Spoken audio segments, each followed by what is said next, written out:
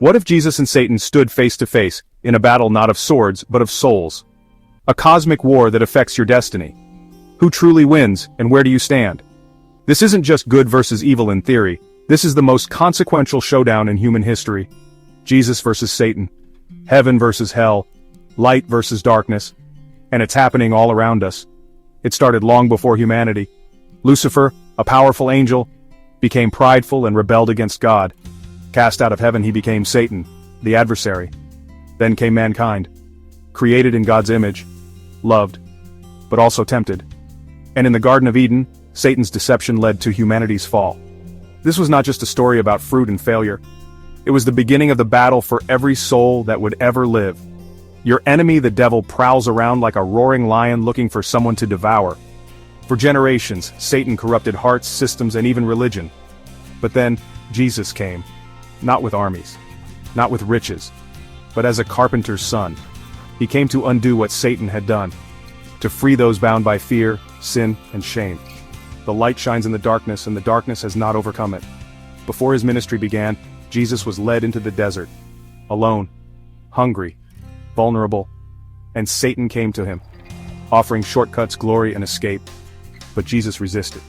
"Away from me, Satan, for it is written, worship the Lord your God and serve him only." In the same wilderness where we often fall, Jesus stood firm, and the enemy retreated. Wherever Jesus went, he confronted Satan's work sickness, oppression, lies. He cast out demons. He broke societal chains. He challenged corrupt systems. Every act of healing was a blow to the enemy's stronghold.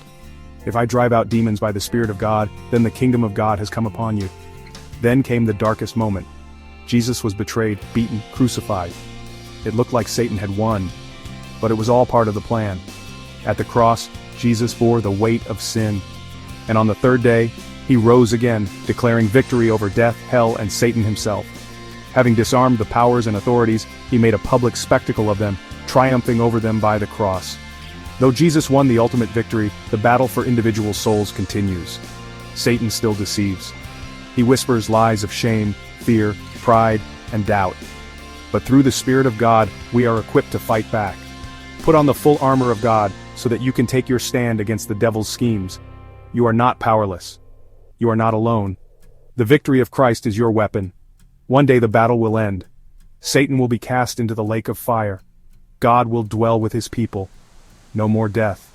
No more sin. No more lies. And the devil who deceived them was thrown into the lake of fire, and will be tormented day and night forever. Jesus doesn't just win. He reigns forever. From the garden to the grave, and beyond, Jesus fought for you.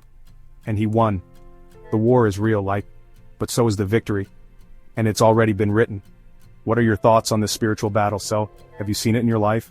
Share your story in the comments, subscribe for more biblical truth, and remember, Jesus wins. Always.